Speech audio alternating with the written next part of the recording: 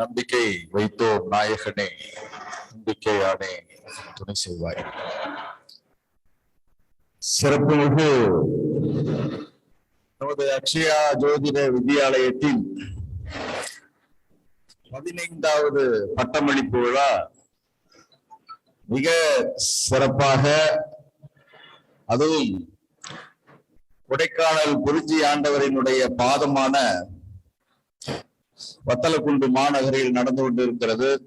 அதுவும் இன்றைய நாள் என்பது அக்ஷய திருதியை என்ற ஒரு நன்னாள். நம்முடைய அக்ஷயா ஜோதிட வித்யாலயம் உதித்த நாளும் அக்ஷய திருதியை தான். ஒவ்வொரு அக்ஷய திருதியிலும் ஏதாவது ஒரு நற்காரியங்களை நம்முடைய அக்ஷயா ஜோதிட வித்யாலயம் தொடர்ந்து செய்து வருகிறது. இன்றைய 15வது பட்டமளிப்பு விழா மிக சிறப்பாக அன்றைய நாளிலேயே அமைந்திருப்பது மிக மிக சிறப்பான நிகழ்வு. பொதுவாக இந்த அக்ஷய திருதியை என்று இதற்கு பெயர் வருவதற்கு காரணம் என்னவென்றால் பகீரத முயற்சி என்று சொல்வார். அந்த பகீரத முயற்சி என்ற அந்த வார்த்தை வருவதற்கான காரணியாக இருந்தவன் பகீரத மாமுனி. அந்த மாமுனி இறைவனுடைய திரு தலையில் இருக்கக்கூடிய அந்த கங்கை நதியை பூமிக்கு இட்டு வர செய்ய வேண்டும் என்பதற்காக பகீரத முயற்சி செய்து கொண்டு வந்த நன்னாள் இன்றைய அக்ஷய திருதியை. அது மட்டுமல்ல, பரசுராமர் அவதரித்த நன்னாள் இன்றைக்கு அக்ஷய திருதியை. அவதாரங்களில் மிக வலிமை வாய்ந்த அவதாரம் பரசுராமர் அவதாரம். 21 தலைமுறை சத்திரியனை அழிப்பேன் என்ற உறுதி பூண்ட அவதாரம். பின்னால் அந்த அவதாரத்தினுடைய அந்த உறுதியையே உயிர் நலனுக்காக, உலக நலனுக்காக விட்டு கொடுத்த அவதாரம். இதற்காக இதையெல்லாம் சொல்லுகிறேன் என்றால், அனைத்தும் அதிகமாக பெருகக்கூடிய நாள், அதிக வலிமை பெற்ற நாள் இன்றைய நாள். அப்ப இந்த வலிமை பெற்ற நாள்ல தீரா நதியை, எப்பொழுதும் வறண்டு போகா நதியை புண்ணிய நதி போல நம்முடைய வீட்டில் பொருள் பெருகும் என்ற காரணத்திற்காக இன்றைக்கு நகைக்கடையில் மக்கள் அலைமோதி கொண்டிருக்கிறார்கள். உண்மை அதுவல்ல. அக்ஷய திருதியை என்று கவனமாக கவனித்து பார்த்தால் சூரியனும் சந்திரனும் உச்சம் பெற்றிருப்பார்கள். நம்முடைய இந்த பூமியை, இந்த கோள்களை, மிக முக்கியமாக பூமியில் வாழக்கூடிய ஜீவராசிகளை இந்த 2 ஒளி கிரகங்கள் தான் பாதுகாத்துக் கொண்டிருக்கிறார்கள். இந்த ஒளி கிரகங்கள் ஒளியை கொடுப்பது என்பது நமக்காக அல்ல, தனக்காக அல்ல, இந்த உலகிற்காக, இந்த உலகில் வாழுகின்ற ஜீவராசிகளுக்காக இந்த ஒளியை கொடுத்து கொண்டிருக்கிறார்கள். ஆனால் நம்முடைய மக்களோ தனக்காக பொருள் சேர்க்கும் பல்வேறு வினைகளை நாம் செய்து கொண்டிருக்கிறோம். இந்த அக்ஷய திருதியில் மிக சரியான பணி என்பது இன்றைக்கு பொருள் பற்று, உயிர் பற்று என்ற 2 பற்றுக்களை நாம் நினைவில் நிலைநிறுத்திக் கொள்ள வேண்டும். அதாவது உடல் பற்று, பொருள் பற்று என்ற காரியங்களை ஒருபோதும் இந்த அக்ஷய திருதியை நன்னாளில் செய்யக்கூடாது. மறுமைக்கு பிறகு அடுத்த ஜென்மத்திலும் தொடரக்கூடிய காரியங்கள் எதுவோ அதுவே இன்றைய அக்ஷய திருதியை நன்னாளில் செய்ய வேண்டும். அப்படி பார்க்கையில் இன்றைக்கு பட்டமளிப்பு வர இருக்கக்கூடிய நீங்கள் அடுத்த பிறவிகளுக்கும் சேர்த்து புண்ணியத்தை சேர்க்கக்கூடிய அற்புதமான நிகழ்வு இன்றைக்கு நிகழ்ந்து கொண்டிருக்கிறது. நாம் தான் அக்ஷய திருதியை நன்னாளில் மிக சரியாக பயன்படுத்திக் கொண்டிருக்கிறோம். இந்த நிகழ்வு நிகழ்த்த வேண்டும் என்ற நிலையில் கூட நம்முடைய நிறுவனர் எப்பொழுதுமே இந்த பட்டமளிப்பு விழா எனும் போது 2-3 ஆசிரியர்களிடம் உள்ளது கலந்துரையாடுவார். நிச்சயமாக தெரியாது இந்த அக்ஷய திருதியை நன்னாளில் பட்டமளிப்பு விழா என்று அறிவித்த பிறகு எங்களுக்கெல்லாம் சொன்னார். எங்களுக்கே ஆச்சரியமா இருந்தது. அப்ப அவருடைய உள்ளுணர்வு, நம்முடைய மக்கள், நம்முடைய மாணவர்கள் அக்ஷயா ஜோதிட வித்யாலயத்தில் அக்ஷய திருதியை என்று பட்டம் வாங்கி அடுத்த பிறவிகளுக்கும் இந்த புண்ணியத்தை கொண்டு சேர்க்க வேண்டும் என்ற நல்லுள்ளத்தின் விளைவாக இன்றைய நிகழ்வு நிகழ்ந்து கொண்டிருக்கிறது. இப்ப சமுதாயத்தில் ஜோதிடத்தின் பங்கு, இதுதான் தலைப்பு. ரொம்ப அற்புதமா பேசிட்டு அமர்ந்திருக்கிறார்கள் அனைவரும். அதுவும் நம்முடைய ஓசூர் மைய ஆசிரியர் சாந்தி அம்மா அவர்கள் அப்படியே பொழிஞ்சு எடுத்துட்டு போயிருக்கிறாங்க. உண்மையிலேயே அற்புதமான உரை. இந்த சமுதாயத்தில் ஜோதிட பங்கு என்பதை நான் எப்படி பார்ப்பது? நாம் எதற்காக வாழ்கிறோம், எதில் வாழ்கிறோம் என்ற 2 கேள்விகளை கேட்டுக்கொண்டால் நமக்கு பல்வேறு விடைகள் கிடைக்கும். எதற்காக வாழ்கிறோம் என்ற கேள்விக்கு, நான் என்னுடைய குழந்தைகளுக்காக வாழ்கிறேன், நான் என் கணவனுக்காக வாழ்கிறேன், நான் என் மனைவிக்காக வாழ்கிறேன் என்று நாம் 19ாக நாம் நினைத்துக் கொண்டிருக்கிறோம். ஆனால் அதுவல்ல. நாம் எதற்காக வாழ்கிறோம் என்றால் சமுதாயத்திற்காக வாழ்கிறோம். எதில் வாழ்கிறோம் என்றால் சமுதாயத்தில் வாழ்கிறோம். எப்படி அற்புதம் பாருங்க! சமுதாயத்திற்காக சமுதாயத்தில் வாழும் அற்புதமான நிகழ்வுதான் இந்த வாழ்க்கையை கொடுத்த இறைவனினுடைய திரு உள்ளம். இப்ப நம்முடைய ஜோதிடம் படித்துக் கொண்டிருக்கிறோம். சமுதாய ராசிகள் என்று ராசிகள் இருக்கிறது. நமக்கு ரொம்ப பேருக்கு தெரியுமா தெரியாதான்னு தெரியல. சமுதாய ராசிகள் என்று 12 ராசிகளில் 4 ராசிகள் இருக்கிறது.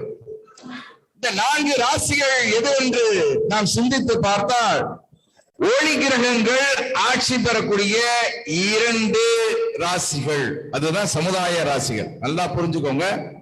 ஒளி கிரகங்கள் ஆட்சி பெறக்கூடிய அந்த கடக ராசியும் சிம்ம ராசியும் சமுதாய ராசிகள். அதே போல அந்த ஒளி கிரகங்கள் சமசப்தமமாக பார்க்கக்கூடிய சனியின் ஆட்சி பெற்ற 2 வீடுகள் இருக்கிறது அல்லவா, மகரம் கும்பம், இவையும் சமுதாய ராசிகள். அப்ப சமுதாய ராசிகள் என்றால் இந்த 4 ராசிகள் மிகப்பெரிய பேறு பெற்ற ராசிகள். 4, 5, 10, 11 இந்த 4 பாவகத்தை துறந்து விட்டு நாம் ஒருபோதும் வாழ இயலாது. 4 என்பது கேந்திரம், 5 என்பது பூர்வ புண்ணியம், 10 என்பது கர்மா, 11 என்பது கர்மாவினால் நாம் அனுபவிக்கக்கூடிய விளைவு. அப்ப சமுதாய ராசிகள் என்ற 4 ராசிகள் இருக்கிறதே, சமுதாய கிரகங்கள் என்று இருக்கிறதா? ஆம், சமுதாய கிரகங்கள் என்று இருக்கிறது.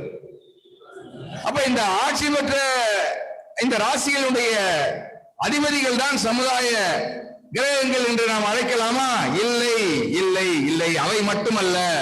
இந்த 4 ராசிகளிலும் ஆட்சி பெற்ற உச்சம் பெற்ற கிரகங்கள் தான் சமுதாய கிரகங்கள். யார் யார் இந்த சமுதாய கிரகங்களாக இருக்கிறார்கள் என்றால், கடக ராசியில் உச்சம் பெறுகின்ற குரு சமுதாய கிரகம், கடக ராசியில் ஆட்சி பெறுகின்ற சந்திரன் சமுதாய கிரகம், சிம்ம ராசியில் ஆட்சி பெறுகின்ற சூரியன் சமுதாய கிரகம், மகர ராசியில் உச்சம் பெறுகின்ற செவ்வாய் சமுதாய கிரகம், மகர கும்ப ராசிகளில் ஆட்சி பெறுகின்ற சனி சமுதாய கிரகம். இங்கே சமுதாயம் சமுதாயம் என்று சொல்லுகிறோமே, சமுதாயம் என்றால் என்ன பொருள்? மக்களே சமுதாயம், சமுதாயமே மக்கள் தான். அப்ப மக்களுக்காக வாழுகின்ற, மக்களுக்காக தன்னுடைய நலன்களை எல்லாம் தன்னுடைய வலிமையெல்லாம் கொடுக்கின்ற இந்த 5 கிரகங்கள் தான் சமுதாய கிரகங்கள். இந்த கிரகங்களைத்தான் ஜோதிட சாஸ்திரம் ராஜ கிரகங்கள் என்று அழைக்கிறது. நம்ம இந்த ஒரு கண்ணோட்டத்தில் நாம் பார்த்திருக்கிறோமா என்றால் இல்லை. அப்ப இந்த ராஜ கிரகங்கள் யார்? நமக்கு என்ன தேவை? முதல்ல நமக்கு என்ன தேவை? நமக்கு தாய் தேவை. தாய் தேவை. தாயாக சந்திரன் இருக்கிறான். இந்த பூமியை வாழ்வதற்கு தந்தை தேவை. தந்தையாக சூரியன் இருக்கிறான். தாயின் தந்தையும் போதுமா என்றால் போதாது, காவலன் தேவை. நாம் நலமாக எந்த ஒரு பயமில்லாமல் மகிழ்ச்சியாக வாழ்வதற்கு ஒரு காவலன் தேவை. அப்ப இந்த காவலனாக யார் இருக்கிறார் என்றால் செவ்வாய் இருக்கிறான். காவலன் போதுமா என்றால் இல்லை இல்லை, ஒரு வழிகாட்டி கிரகம் தேவை. வழிகாட்டி கிரகம் என்றால் குரு இருக்கிறார். அப்ப நமக்கு தாயாக, தந்தையாக, காவலனாக, குருவாக இருக்கின்ற கிரகங்கள் 4 கிரகங்கள் போதுமா என்றால் எவருடைய உதவியும் இல்லாமல் இந்த பூமியில் நம்மால் வாழவே முடியாது. அதற்காகவே சனியை படைத்திருக்கிறான். அவனே சேவகன். இந்த 5 கிரகங்கள் நன்றாக கவனித்து பாருங்கள், தனக்காக ஒருபோதும் உழைத்ததில்லை. கொஞ்சம் யோசிச்சு பாருங்க. தந்தையானவன் தனக்காக அவன் உழைத்துக் கொண்டிருக்கிறானா? குழந்தைகளுக்காக, குழந்தைகளுடைய எதிர்காலத்திற்காக உழைத்துக் கொண்டிருக்கிறான். அவன் சுயநலமற்றவன், சுயநலமற்றவன், சுயநலமற்றவன். தனக்காக உழைத்துக் கொண்டிருக்கிறாரா? நிச்சயமாக இல்லை. நல்லா தெரியும், கல்யாணம் பண்ணும் போது கணவன் கணவன் பார்த்துக்கிட்டு இருப்பாங்க. ஒரு குழந்தை பிறந்த பிறகு நீங்க பாத்தீங்கன்னா கணவன் 3வது மனுஷனா மாறிடுவான். அப்ப தாய் அந்த குழந்தையை பேணி பாதுகாப்பதிலே கவனம் செலுத்துகிறாள். தன் உடலை, தன் நிலையை மீறி அந்த குழந்தையை பாதுகாக்கிறாள். சுயநலமற்ற ஒரு தாய். தாய் என்பவள் சுயநலமற்றவள். காவலன் தன்னை காவல் காத்துக் கொண்டிருக்கிறானா? இன்றைக்கு எல்லையில் பாதுகாத்துக் கொண்டிருக்கக்கூடிய நம்முடைய ராணுவ வீரர்களை பாருங்கள், இங்கே பாதுகாத்துக் கொண்டிருக்கக்கூடிய காவலர்களை பாருங்கள். சுயநலமற்ற வகையில் தன் உயிர் நீங்கினாலும் பரவாயில்லை, இந்த மக்களை பாதுகாக்க வேண்டும் என்று பாதுகாத்துக் கொண்டிருக்கக்கூடிய அந்த காவலர்களை பாருங்கள். அவனே செவ்வாயாக இருக்கிறான். குரு, இங்கே எத்தனை குருமார்கள் இருக்கிறார். நம்முடைய அக்ஷயா ஜோதிட வித்யாலயத்தில் இருக்கக்கூடிய குரு போல எங்கும் இந்த குருமார்கள் அமைந்திருக்க மாட்டார்கள். இந்த குருமார்கள் எல்லாம் தனக்காக இந்த வழிகாட்டி தன்மையை கொடுத்துக் கொண்டிருக்கிறார்களா? இல்லை, நம்முடைய மாணவர்களுடைய மேன்மைக்காக, உலக மேன்மைக்காக இந்த குருமார்கள் எல்லாம் உங்களுக்கு வாரி வாரி வாரி வாரி வழங்கிக் கொண்டிருக்கிறார்கள். சுயநலமற்றவர்கள். இறுதியாக சனி. தனக்காக சனி என்னைக்காவது வேலை செய்து கொண்டிருக்கிறானா? அவன் கால் இட்டு போயிருக்கும், அழுக்கு படர்ந்திருக்கும், சட்டை அழுக்காக இருக்கும், கிழிந்திருக்கும், தலை எண்ணெய் வாரி சீவி இருக்க மாட்டான். ஆனால் சாக்கடையில் இறங்கி, கழிவு பகுதியில் இறங்கி, இன்றைக்கு எத்தனையோ உபகரணங்கள் வந்தாலும் கழிவு பகுதியில் இறங்கி இன்றைக்கு தூய்மை செய்யக்கூடியவன் இருக்கிறானே, சேவகன், அவன்தான் சனி.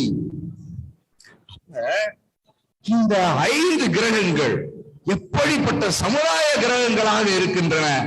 மீதம் இருக்கக்கூடிய கிரகங்களை நாம் சமுதாய கிரகங்களாக பாவிக்கலாமா? கொஞ்சம் சிந்திச்சு பார்க்கலாமே. புதனை எடுத்துக்கொள்ளலாம்.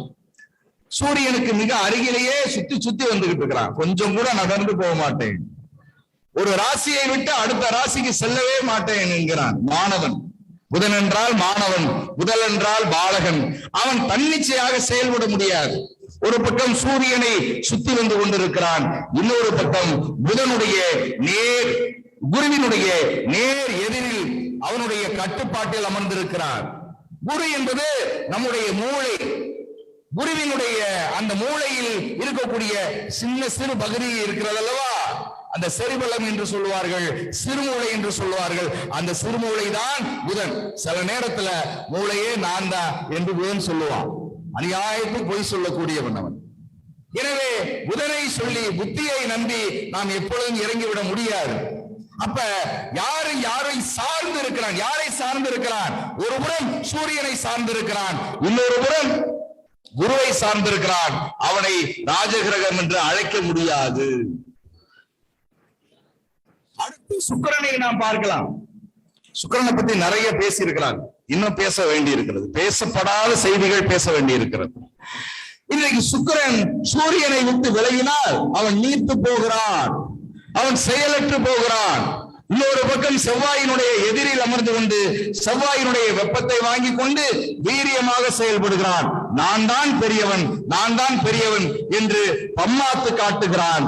சுக்கிரன் ஒருபோதும் தன்னிச்சையாக சுக்கிரனால் இயங்க முடியாது. ஒருவருடைய ஜாதகத்தில் சூரியனும் செவ்வாயும் பலவீனமாகிவிட்டால், சூரியனும் செவ்வாயும் பலவீனமாக ஆகிவிட்டால் சுக்கிரன் அங்கே பலவீனம்தான். ஒருபோதும் சுக்கிரன் அந்த ஜாதகத்திற்கு ஒரு பலன்களையும் வழங்க இயலாது. அப்ப கவனித்து பார்க்கிறோம். அப்ப தன்னிச்சையாக செயல்படக்கூடிய தன்மையை சுக்கிரனும் புதனும் இழந்திருக்கிறார்கள். எனவே அவர்களை ஜோதிட சாஸ்திரம் ராஜ கிரகங்கள் என்று அழைக்கவில்லை, சமுதாய கிரகங்கள் என்று அழைக்கவில்லை.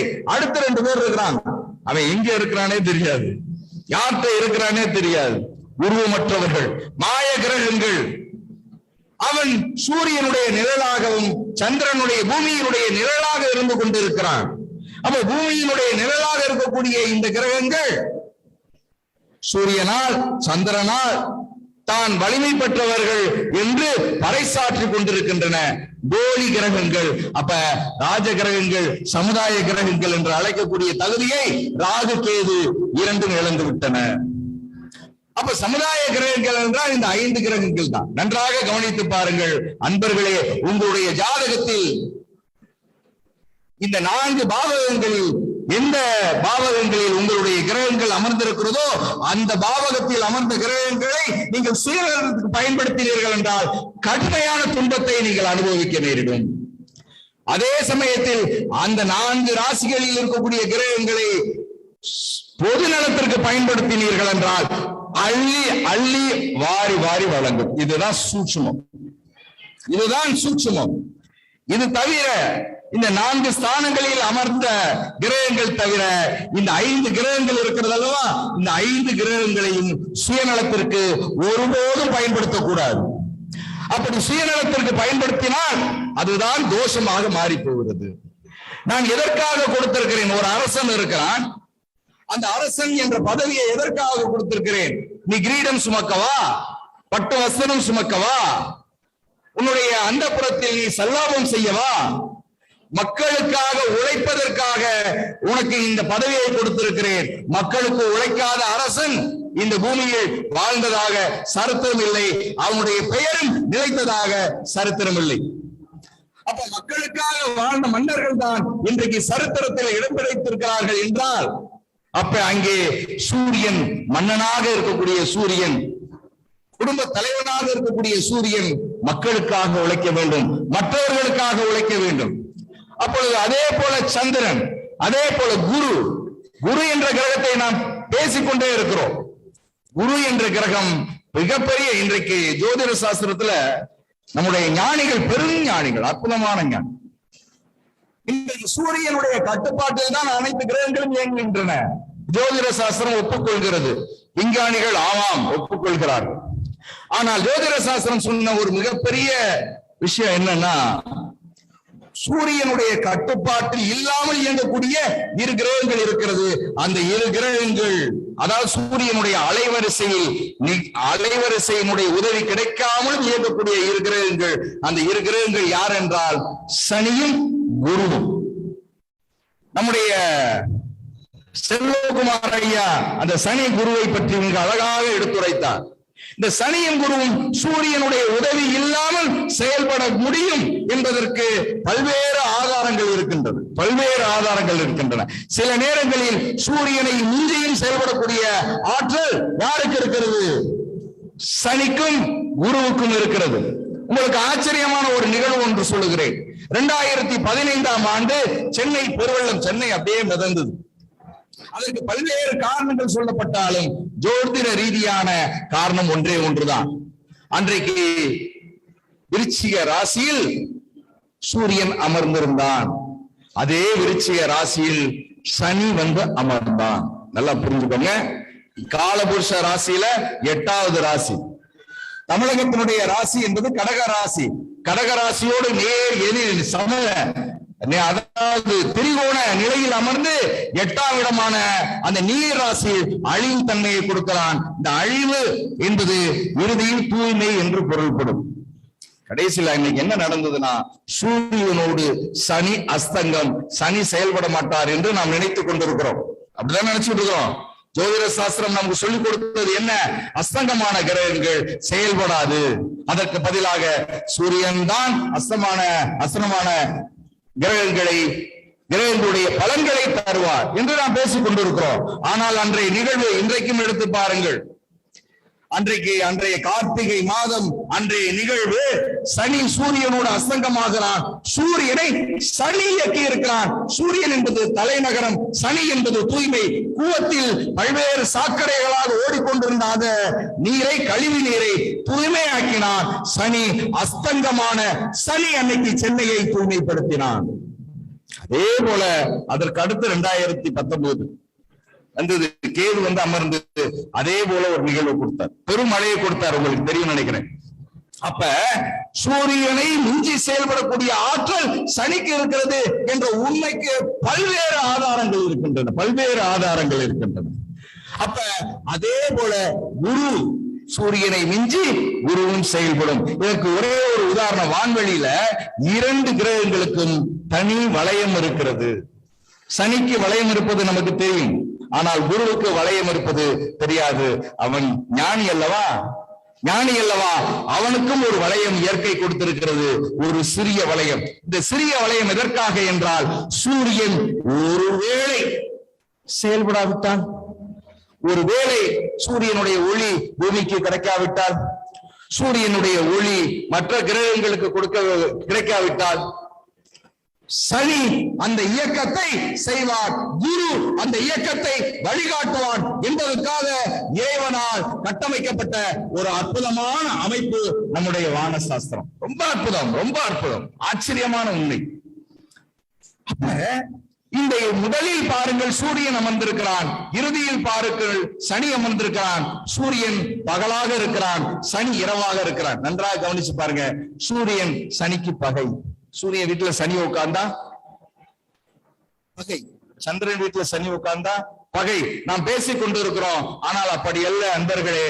சனி வீட்டில் அமர்ந்தவர்கள், சூரியனுடைய சந்திரனுடைய வீட்டில் சனி அமர்ந்தவர்கள் உலகத்தை ஜெயித்திருக்கிறார்கள். சூரியனுடைய வீட்டில் சனி அமர்ந்தவர்கள் உலகத்தை ஜெயித்திருக்கிறார்கள். நம்முடைய தமிழ்நாட்டை எடுத்துக்கொள்ளுங்க. முன்னாள் முதலமைச்சர் எம்.ஜி. ராமச்சந்திரன் அவர்கள் கடைசி வரை அவர் ஆட்சியில் இருந்தார். எம்ஜிஆர் அவர்களுடைய ஜாதகத்தில் சனி கடகத்தில் அமர்ந்திருக்கும். பகைதானே. எப்படி தொண்டர்களுடைய அன்பை பெற்றார்? அதுவும் கடுமையான அன்பு. தொண்டர்கள் என்றால் சனி, மக்கள் என்றால் சனி, அற்புதமான அன்பை பெற்றார். அங்கே பகை வேலை செய்யவில்லையே. என்ன காரணம்? பொதுநலம். அதே போல செல்வி ஜெயலலிதா அவர்களுடைய ஜாதகத்திலும் சனி கடகத்தில் அமர்ந்திருக்கும். அப்ப ஏதோ ஒரு காரணம், ஏதோ ஒரு காரியங்கள் நிகழ்ந்து கொண்டிருக்கிறது நமக்கு கண்ணுக்கு தெரியாமையே. இந்த சனி, இந்த 4 ராசிகளில் அமர்ந்திருக்கக்கூடிய கிரகங்கள். இன்றைய முதல்வர் நீங்க எடுத்துக்கோங்க, இன்றைய முதல்வர் மு.க. ஸ்டாலின் அவர்களுடைய ஜாதகத்தில் மாசி மாதம் பிறந்திருப்பார். சூரியன் கும்பத்தில் அமர்ந்திருக்கும். நன்றாக கவனித்து பார்த்தால் சூரியன் கும்பத்தில் அமர்ந்திருக்கும். ஆச்சரியமாக இருக்கிறது. யாருக்கெல்லாம் உழைப்பதற்கு வாய்ப்பு கிடைக்கிறதோ, ஓயாது உழைத்தால் அவர்களுக்கு இந்த கிரகங்கள் வாரி வாரி வழங்குவதை கண்ணுக்கு முன்னதாக நாம் பார்த்து கொண்டிருக்கிறோம். யாரெல்லாம் சுயநலமாக இருக்கிறார்கள் அவர்களை இந்த உலகத்தில் மிக வேகமாக துடைத்தெடுப்பதற்கான வேலையை இந்த கிரகங்கள் செய்து கொண்டிருக்கிறது என்பதையும் பார்க்கிறோம். எது தோஷம்? எது தோஷம்? மிகுதியானது எல்லாம் தோஷம். ஒரே ஒரு உதாரணம், நம்முடைய ஜாதகத்துல பாவகங்களில மாரக ஸ்தானங்கள் என்று அழைக்கக்கூடிய ஸ்தானங்கள் எது எது? 3, 7, 11, 2 இதானே மாரக ஸ்தானங்கள் என்று அழைக்கக்கூடியது. அதில் இன்ப ஸ்தானம் என்று அழைக்கக்கூடிய ஸ்தானங்கள் 3, 7, 11. காமஸ்தானம், இன்பஸ்தானம் என்று அழைக்கக்கூடிய ஸ்தானங்கள் 3, 7, 11. யார் ஒருவர் அதிக இன்பங்களை தூய்க்கிறார்களோ அவருடைய ஜாதகத்தில் 2ஆம் இடம் வலுப்பெற்று விடும், வலு குறைந்து விடும், அசுபத்தன்மை அடைந்து விடும். 7ஆம் இடம் என்பது 6ஆம் இடம் அசுபத்தன்மை அடைந்து விடும். கர்மஸ்தானமான 10ஆம் இடம் அசுபத்தன்மை அடைந்து விடும். மிக முக்கியமாக இந்த கண்ணோட்டத்தில் நாம் இந்த தோஷங்களை எல்லாம் பார்ப்பதே இல்லை. யார் ஒருவர் அதிகமாக இன்பங்களை தூய்க்க வேண்டும் என்று செயலில் இறங்கிக் கொண்டிருக்கிறார்களோ முதலில் தனம் அழியும், குடும்பம் அழியும், வாக்கு, அவனுடைய வாக்குக்கு எந்த ஒரு வெகுமதியும் மரியாதையும் இருக்காது. அதே போல 7ஆம் இடம், அதிகமாக 7ஆம் இடத்தை பயன்படுத்த 6ஆம் இடம் அசுபத்தன்மை அடைந்துவிடும். 6ஆம் இடம் அசுபத்தன்மை அடைந்தால் குணம், ரோகம், சத்துரு, எதிரிகள் அதிகமாகி விடுவார்கள், கடன் அதிகமாகிவிடும், நோய் அதிகமாகிவிடும். இதுதான் அதனுடைய உண்மை. 11ஆம் இடம் எனக்கு லாபம், எனக்கு லாபம் என்று தேடி தேடி தேடி சுயநலமாக அந்த 11ஆம் பாவகத்தை இயக்க துவங்கிவிட்டால் 10ஆம் பாவம் என்ற கர்மா அசுத்தம் அடைந்துவிடும். கர்ம தூய்மையே இன்றைக்கு வாழ்க்கையினுடைய வெற்றி. 10ஆம் பாவகம் அசுத்தம் அடைந்து விட்டால் ஒருபோதும் நம்மால் வாழ்க்கையை ஒரு நாள் கூட நகர்த்த முடியாத அளவிற்கு கடும் துன்பங்களுக்கு ஆளாகி விடுவோம். ரொம்ப கவனமா இருக்கணும். அப்ப பாவகங்கள் இருக்கிறது அத்தனை சூட்சுமம், 12 பாவகங்களில் இருக்கிறது அத்தனை சூட்சுமமும். அதே சமயத்தில் 5ஆம் பாவகத்தை நாம் வலிமைப்படுத்தினால், 5ஆம் பாவகத்தை நாம் செயல்படுத்தினால் என்ன நடக்கும்? அது 5ஆம் பாவகத்தை செயல்படுத்தினால் 10ஆம் பாவகம் தூய்மை அடைகிறது. காரணம், 5ஆம் பாவகம் 10ஆம் பாவகத்தினுடைய கர்மஸ்தானம் 5ஆம் பாவகமாக இருக்கிறது. அதுதான் இங்க இருக்கக்கூடிய உண்மை. அப்ப 10ஆம் 10ஆம் பாவகம், ஒவ்வொரு பாவகத்திற்கும் ஒரு கர்மா இருக்கிறது. நாம் நம்முடைய சிந்தனை, நம்முடைய செயல், நம்முடைய காரியம், நம்முடைய ஜீவனம், நம்முடைய தொழில் எல்லாம் எங்க இருக்கிறது? எங்கிருந்து நாம் பெறுகிறோம்? 10ஆம் பாவகத்திலிருந்து பெறுகிறோம். நாம் நினைத்திருக்கவே மாட்டோம் இன்னைக்கு இந்த காரியத்தை செய்வோம், ஆனால் செய்து கொண்டிருப்போம். காரணம் 10ஆம் பாவகம். இந்த 10ஆம் பாவகம் எங்க இருக்கிறது? நம்ம உடலில் எங்கும் பரவி இருக்கிறது. உடம்புல 10ஆம் பாவகம் ஒரு பாவகம் நம்ம சுட்டி காண்பித்திருக்கிறோம். ஆனால் அப்படி அல்ல, எல்லா இடத்திலையும் 10ஆம் பாவகம் நீக்கமர நிறைந்திருக்கிறது. எப்படி நிறைந்திருக்கிறது என்றால் மரபணு ரூபத்தில் நிறைந்திருக்கிறது. டிஎன்ஏ என்று சொல்கிறார்கள் அல்லவா, அந்த மரபணு ரூபத்தில் உடல் முழுவதும் பரவி இருக்கிறது. அந்த மரபணுக்கு சொந்தக்காரன் சனி என்ற கிரகம். அந்த மரபணுக்கு சொந்தக்காரன் சனி என்ற கிரகம். அப்ப 10ஆம் பாவகம் நம்முடைய சிந்தனை பாழ்பட்டால், செயல் பாழ்பட்டால், சுயநலம் மிகுந்ததாக இருந்தால் எங்கே போய் செல்லும்? இது புற சனியிடம் செல்லும். சனி என்ன செய்கிறான்? நீக்கமர எல்லா மரபணுக்களிலும் அவனுடைய அந்த சுயநலத்தை, அந்த சிந்தனையை, அந்த தவறான செயலை எல்லாவற்றையும் பதிவு செய்கிறான். காரணம் அசுத்தமாகிறது. அடுத்த எடுத்த காரியம் அனைத்தும் தோல்வியை தழுவுகிறது. எனவே 5ஆம் பாவகத்தை நாம் தூய்மைப்படுத்த 10ஆம் பாவகம் தூய்மை அடைகிறது. பெரிய ஆச்சரியம். 10ஆம் பாவகம் தானாக இயங்காது. நீங்கள் எவ்வளவு புண்ணியம் செய்கிறீர்களோ, இந்த புண்ணியம் என்பது உதவி. நீங்கள் பக்தியாக இருங்கள், பக்தி நாத்திகராக இருங்கள், ஆத்திகராக இருங்கள், அதை பற்றி கவலையே கிடையாது. இங்க நாத்திகனும் 100 வயது வாழ்கிறான், ஆத்திகனும் 100 வயது வாழ்கிறான். என்ன காரணம்? இருவரும் உழைத்திருக்கிறார்கள். இருவரும் யாருக்காக உழைத்திருக்கிறார்கள்? மக்களுக்காக உழைத்திருக்கிறார்கள். மக்கள் சேவையே மகேசன் சேவை என்று நம்முடைய பெரியவர்கள் கூறியிருக்கிறார்கள். பக்தி என்பது நம்மை மிக அழகாக ஒழுங்குபடுத்தும், மிக அழகாக நம்மை கொண்டு போய் கரை சேர்க்கும்.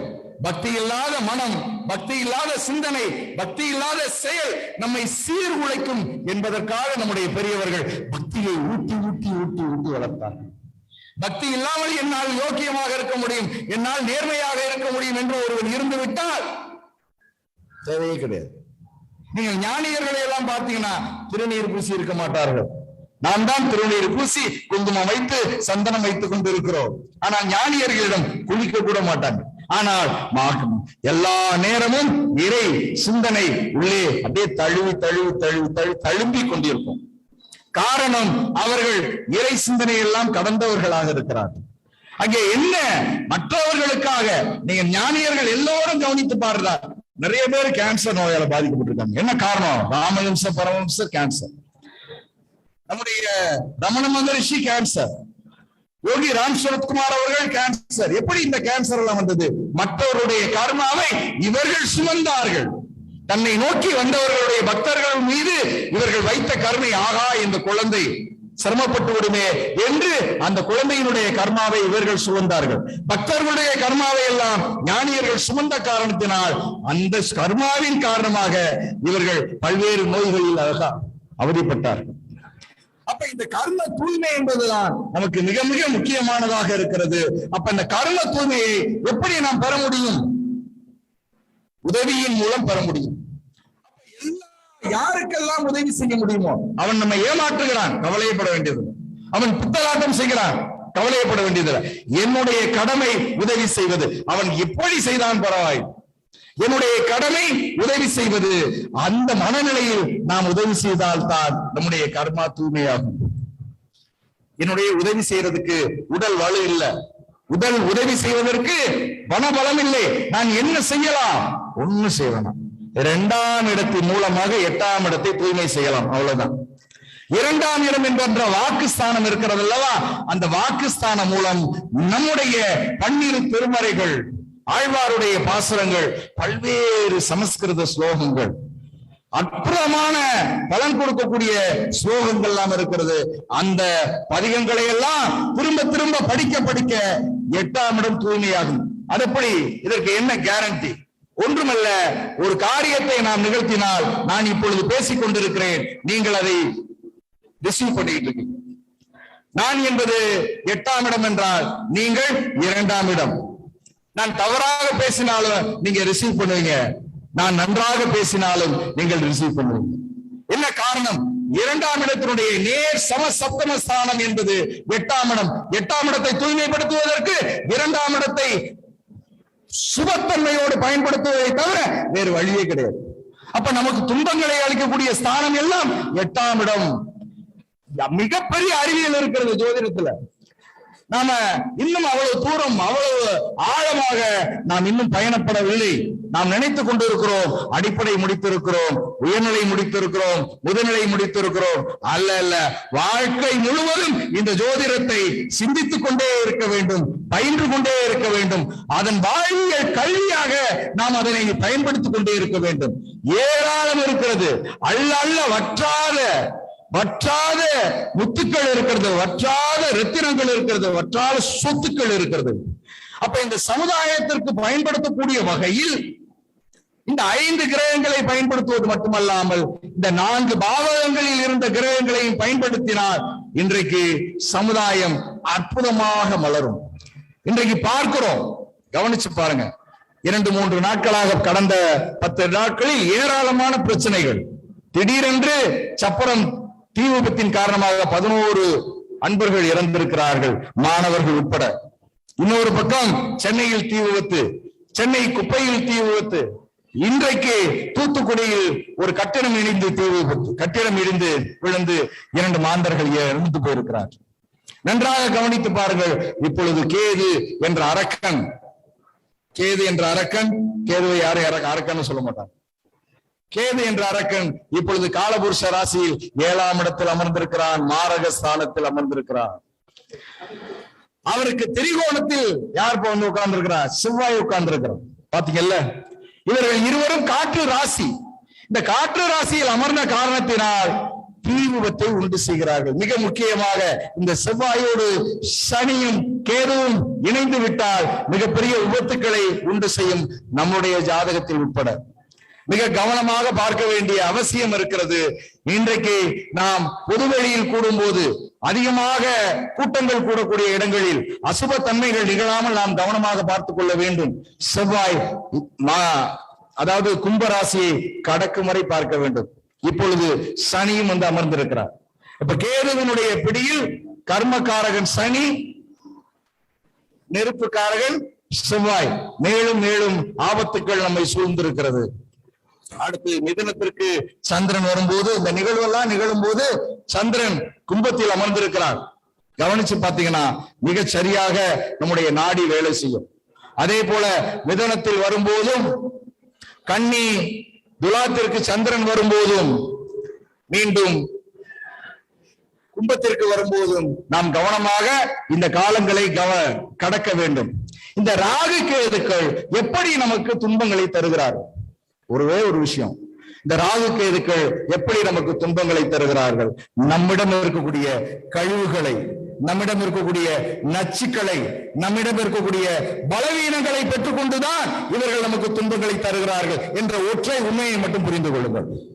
அதப்படி நச்சு, அதப்படி பலவீனம், அதப்படி விஷத்தன்மை என்றெல்லாம் நாம் கேள்வி கேட்டால் நம்முடைய வாழ்க்கை முறையிலிருந்து அவர்கள் எடுத்துக்கொள்கிறார்கள். மிக முக்கியமாக நம் உடலில் சந்திரனுடைய ஒளித்தன்மையும் சூரியனுடைய ஒளித்தன்மையும் குறைந்தால் அங்கே ராகு கேதுக்களுடைய ஆளுமை வந்துவிடும். எப்பொழுது சூரியனுடைய ஒளித்தன்மை நமக்கு குறைகிறது? இன்றைக்கு எல்லா இடத்திலும் பார்க்கிறோம். இன்றைக்கு ரம்ஜான், எல்லா கறிக்கடைகளிலும் கூட்டம், எல்லா அசைவ கடைகளிலும் கூட்டம். இவ்வளவு அற்புதமான ஒரு ஈகை திருநாள் இன்றைக்கு, ஈத் முபாரக், ஈகை திருநாள். இந்த ஈகை திருநாள், இந்த ஈகை வழங்க வேண்டும் என்றால் இந்த உயிர் ஜீவன்கள் மீது ஈகை இருக்க வேண்டாமா? ஈகை இரக்கம் இருக்க வேண்டாமா? இன்றைக்கு நம்முடைய மக்கள் குலதெய்வ வழிபாடு என்ற பெயரில் நாம் என்ன செய்து கொண்டிருக்கிறோம்? இயற்கைக்கு புறமாக வாழக்கூடிய உயிர்களை எல்லாம் கொன்று குவித்துக் கொண்டிருக்கிறோம். எப்பொழுதெல்லாம் இந்த உயிர்களை கொள்ளுகிறோமோ, எப்பொழுதெல்லாம் அசைவ உணவை உண்கிறோமோ, அப்பொழுதெல்லாம் நம்முடைய காவலன், நம்முடைய காப்பாளன் சூரியன் பலமிழப்பான். முடிஞ்சு வச்சு. ஒவ்வொரு முறை அசைவ உணவு உண்ணும் போது நீங்கள் நினைவில் வைத்துக் கொள்ள வேண்டும், நம் உடலில் சூரியனுடைய நற்பலன்கள் குறைகிறது என்பதை நீங்கள் நினைவில் வைத்துக் கொள்ளுங்கள். அதே சமயத்தில் ராகு கேதுக்களுடைய அசுப பலன்கள் கூடிக்கொண்டிருக்கிறது என்பதை முதலில் புரிந்து கொள்ள வேண்டும். துன்பத்தில் இருக்கக்கூடிய மக்களுக்கு முதல் விடுதலை, முதலில் அசைவ உணவில் இருந்து வெளியே வாருங்கள். முட்டை சாப்பிடலாமா, சைவம்னு அறிவிச்சுட்டாங்க. யார் அறிவிச்சான்னு தெரியல. முட்டை என்பது கருக்கலைப்புக்கான குற்றம். முட்டை என்பது கருக்கலைப்புக்கான குற்றம். முழுமையான சைவ உணவு தான் நம்மை மேம்படுத்தும். எப்பொழுதெல்லாம் அசைவ உணவு மீது ஆதிக்கம் செலுத்துகிறார்களோ அவர்கள் வாழ்க்கையில் மிக வேகமாக வீழ்ந்து போகிறார்கள். மிக முக்கியமாக இன்றைக்கு இதயம் அடைப்பு, மாரடைப்பு வருவதற்கு காரணம் ராகு. திடீரென்று போய்கொண்டிருக்கக்கூடிய நிலையில் நம்முடைய வாழ்வில், நம்முடைய வாழ்க்கையை நமக்கு ஜாதகம் கொடுத்த இந்த ஆயுளுக்கு நடுவில் கிராஸ் பண்ணி என்ன செய்யறாங்க, நம்முடைய ஆயுளை எடுத்துக் கொண்டிருக்கிறது. நன்றாக கவனியுங்கள். இந்த 7 கிரகங்கள் கொடுக்கக்கூடிய பலன்களை பறிப்பதுதான் இந்த கிரகங்களுடைய முதல் வேலை. யோகத்தெல்லாம் பின்னாடி பார்க்கலாம். யோகம் என்பது பின்னாடி பார்க்கலாம். இந்த ராகு கொடுக்கக்கூடிய யோகம், கேது கொடுக்கக்கூடிய யோகம் நமக்கு தேவையே கிடையாது. இப்போதைக்கு இன்றைக்கு இருக்கக்கூடிய நிலை, நாம் துன்பத்தில் இருந்து விடுதலை. இந்த துன்பத்திலிருந்து விடுதலை வேண்டும் என்றால் முதலில் சூரிய சந்திரர்களை பலப்படுத்த வேண்டும். குருவினுடைய தன்மையை அதிகப்படுத்த வேண்டும். சனியையும் செவ்வாயையும் மற்றவருடைய உதவிக்கு நாம் பயன்படுத்த வேண்டும். ராகு கேதுக்கள் ஒருபோதும் நம் அருகில் வராது. இதுக்கு என்ன ஆதாரம்? காலபுருஷ ராசியில 5ஆம் இடம் எந்த இடம்? சிம்மம். 5ஆம் அதிபதி யாரு? சூரியன். அப்ப சூரியனை பலப்படுத்திட்டா 5ஆம் இடம் பலப்பட்டு விடும். அவ்வளவுதான் சார். அப்ப சூரியன் எப்பொழுது பலவீனமாவான்? அசைவ உணவு சாப்பிட்டா பலவீனமாவான். பகல் நேரத்தில் தூங்கினால் பலவீனமாவான். சுயநலத்தோடு இயங்கினால் பலவீனமாவான். ஆக்கிரமிப்பு செய்ய வேண்டும் என்ற எண்ணம் இருந்தால் பலவீனமாவான். அத்துமீறி காரியம் செய்ய வேண்டும் என்றால் பலவீனமாவான். அடுத்தவனை அடித்தால், உதைத்தால், அபகரித்தால் பலவீனமாவான். இவை அனைத்தும் சூரியனுக்கு எதிரான செயல். ராகுக்கு ரொம்ப சந்தோஷம். ஆஹா, நம்மளை வரவழைச்சு நம்ம கிட்ட இடம் கொடுத்துட்டாங்க. ஒரு முறை ராகுக்கேது உள்ளே நுழைந்தார், அவர்களை அனுப்புவது என்பது சாதாரண அல்ல. இன்றைக்கு சர்ப்பதோஷம் என்று சொல்லுகிறோம். சர்ப்பதோஷம் இருந்தால் பித்ரு தோஷம் இருக்கும். பித்ரு தோஷம் இருந்தா சர்ப்பதோஷம் இருக்கும் என்ற நிலைதான் இன்றைக்கு அதிகரித்துக் கொண்டிருக்கிறது. அப்ப சர்ப்பதோஷத்தை விரட்டுவதற்கு என்ன வழி? உடலில் ஒளி பிரவாகமாக அதிகப்பட வேண்டும். பிரபாகமாக அதிகப்பட சூரிய சந்திரனுடைய ஒளி அதிகமாக சர்ப்பங்கள் காணாய் போகும். நல்லா கவனிங்க. சர்ப்பங்களுக்கு ஒரு நுட்பம். சர்ப்பங்கள் இன்றைக்கு 2 பேரை கடித்து விடுகிறது என்று வைத்துக் கொள்ளுங்கள். அந்த சர்ப்பம் ஓடி ஒளிஞ்சிடும். நீங்க தேடினாலும் கிடைக்காது. 1 வாரம், 2 வாரம், 3 வாரம், 4 வாரம், 5 வாரம், ஏன் 2 மாதங்கள் கூட அந்த சர்ப்பம் ஒளிந்திருக்கும், உணவே எடுத்துக்கொள்ளாமல். காரணம், அந்த உடலில் மீண்டும் விஷத்தன்மை ஏறிய பிறகுதான் அவர்கள் மறுபடியும் வெளியே தலை காட்டுவார்கள். எப்பொழுதெல்லாம் சர்ப்பங்களுக்கு விஷம் இல்லையோ அவர்கள் ஒருபோதும் வெளியே வந்து தலை காட்டாது. இது சர்ப்பங்களுடைய குணம். நம்முடைய ராகு கேதுனுடைய குணம் என்ன? நமக்கு துன்பம் தருகிறார். ராகு கேது துன்பம் தருகிறார் என்றால் நம்மிடம் அந்த விஷம் இருக்கிறது. அந்த விஷத்தை பயன்படுத்திக் கொண்டுதான் ராகு கேதுக்கள் நமக்கு துன்பத்தை தந்து கொண்டிருக்கிறார்கள் என்ற உண்மையை முதலில் நீங்கள் உணர வேண்டும். எனக்கு அந்த யோகா இருக்கு, இந்த யோகா இருக்கு. முதல் ராகு கேது செயல் இல்லாமல் இருக்கிறார்களா என்று பாருங்கள். ராகு கேதுகளை செயலிழக்காமல் செயலிழத்து விட்டால் இந்த நம்முடைய ஜாதகம் கொடுத்த அத்தனை பலன்களை நாம் அனுபவிக்க முடியும். அது மட்டுமல்ல, எத்தனை ஆண்டுகளும் நமக்கு இயல்பாக 120 ஆண்டுகள்.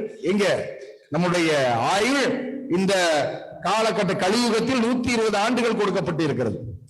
குறைந்தபட்சம் 90 வயசு உங்களுக்கு உத்தரவாதம். என்ன காரணம்னா 120 வருடம் என்பது ஒரு ராசிக்கு 10 வருடம். 120 வருடங்கள் இயற்கை கொடுத்திருக்கிறது. ஆனால் இந்த கோள்கள் ஒரு கோளுக்கு 10 வருடங்கள் வைத்துக் கொள்ளுங்கள். அப்ப 90 வருடம் நிச்சயம். ஆனால் அவள் வாழ்கிறோமா? 65, 62, 55, 70 இப்படி மரித்து போகிறோமே. நம்முடைய உறவுகள் எல்லாம் மரித்து போகிறார்களே. கொரோனா என்ற காரணத்தினால் ஏறத்தாழ இந்தியாவில் மட்டும் 60,000 உயிர்கள் பறிபோய் இருக்கிறது. 5 கோடி மக்கள் உலகெங்கிலும் பறிபோய் இருக்கிறார்கள். அனைவரும் ராகுனுடைய ஆதிக்கத்தில், கேதுனுடைய ஆதிக்கத்தில் இருந்த காரணத்தினால். ராகு கேது ஆதிக்கம் இல்லாதவர்களை கொரோனா ஒருபோதும் கொரோனா கிருமியால் ஒன்றும் செய்ய முடியவில்லை. நானே உதாரணம். காலையில வந்துட்டு மாலையில போயிட்டார் அவர். என்ன காரணம்? உள்ளே விஷத்தன்மை இருந்தால்தான் கொரோனா என்ற கிருமி வேலை செய்யும். அப்ப கொரோனா என்ற கிருமி வேலை செய்யவில்லை என்றால் ராகு கேதுக்களிடம் நீங்கள் விலகி இருக்கிறீர்கள் என்று அர்த்தம். அப்ப ராகு கேதுக்களை வைத்து நாம் நன்மை செய்யலாமா? தாராளமாக செய்யலாம். ராஜராஜேஸ்வரம் என்ற ராஜ கோயிலை கட்டிய ராஜராஜன் ராகுவை வைத்துதான் அந்த கோயிலை கட்டினார். தஞ்சை பிரகதீஸ்வரர் கோயில், மீனாட்சி அம்மன் கோயில், அதே போல ஸ்ரீவில்லிபுத்தூர் ஆண்டாள் நாச்சியார் கோயில், இவையெல்லாம் ராகுவினுடைய ஆதிக்கம். அப்ப ராகுவை பயன்படுத்திக் கொண்டு மிகப்பெரிய சாதனைகளை செய்யலாம், மற்றவர்களுக்கு நன்மையை செய்யலாம். ஆனால் ராகுவை பயன்படுத்திக் கொண்டு உயிர்களை கொள்ள துவங்கிவிட்டால் அந்த ராகு நமக்கு யமனாக மாறிவிடுவான். அதே போல கேது நம் உடலில் பலவீனத்தை ஏற்படுத்தி நம்மை மாய்த்துக் கொண்டிருக்கிறான். அப்ப நாம் சமுதாயத்திற்காக வேலை செய்ய துவங்கினால் இந்த ராகு கேதுக்கள் ஒன்றுமே செய்ய இயலாது. முடிந்தால் நமக்கு உதவி செய்ய துவங்குவார்கள், இல்லை என்றால் பேசாமல் அமர்ந்திருப்பார்கள். அவர்கள் ஒருபோதும் நம்மை ஒன்றுமே செய்ய முடியாது என்ற உண்மையை நாம் முதலில் உணர வேண்டும். எனவே நாம் ஜோதிடம் படிப்பது பலன் பார்ப்பதற்காக மட்டுமல்ல, 4 பேருக்கு 4 நல்ல காரியங்கள் செய்வதற்காக, நல்ல காரியங்கள் சொல்வதற்காக, இந்த உலகத்தினுடைய இயக்கத்தினுடைய உண்மையை பறைசாற்றுவதற்காக. இந்த கோள்கள் எல்லாம் உங்களுக்கு அற்புதமான இந்த பிறவியை கொடுத்திருக்கிறது. அற்புதமான கைகள், அற்புதமான விரல்கள், அற்புதமான தலை, அற்புதமான செவிகள், அற்புதமான நாசி, அற்புதமான கண்கள், அற்புதமான இதயம், அற்புதமான நுரையீரல். ஏதாவது யோசிச்சு பாருங்க. அற்புதமான கால்கள், இவையெல்லாம் எதற்காக கொடுத்திருக்கிறது? மற்றவர்களுக்காக, மற்றவர்களுக்கு உதவி செய்வதற்காக என்பதை நாம் முதலில் உணர்ந்து இந்த ஜோதிடத்தை சமுதாயத்திற்காக நாம் பயன்படுத்த வேண்டும். சமுதாயத்தில் ஜோதிடத்தின் பங்கு என்பதை விட ஜோதிடம்தான் சமுதாயத்திற்கு மிகப்பெரிய பங்களிக்க முடியும் என்ற ஒரு உண்மையை உணர்ந்து நாம் அனைவரும் சமுதாயத்தின் மிக முக்கிய அங்கங்கள். சமுதாயத்தை தூய்மை செய்ய புறப்பட்டவர்கள், சமுதாயத்தை இன்னும் மேன்மைப்படுத்த புறப்பட்டவர்கள். இன்றைய அக்ஷய திருதியை நன்னாளில் இன்றைய நம்முடைய அக்ஷயா ஜோதிட வித்யாலயம் இப்பொழுது நாம் ஒரு பிரகடனத்தை கொடுக்கிறோம். வாழ்வோம், வாழ்விப்போம் என்ற ஒரு மகத்தான ஒரு உறுதியை எடுத்துக்கொண்டு எதிர்காலம் நமக்கானது, எதிர்காலம் சமுதாயத்திற்கானது, எதிர்காலம் மற்றவர்களுக்கானது. அவர்களுக்காக உழைப்போம், நாம் உயிரை தூய்மையாக்குவோம், நம்முடைய கர்மாவை தூய்மையாக்குவோம் என்று கூறிக்கொண்டு வாய்ப்பளித்த உங்கள் அனைவருக்கும் நன்றி கூறி பாராட்டி அமைகிறேன். நன்றி, வணக்கம். திருமதி ஆர் எம் சரோஜா அடிப்படை சான்றிதழ் பெறுகிறார்.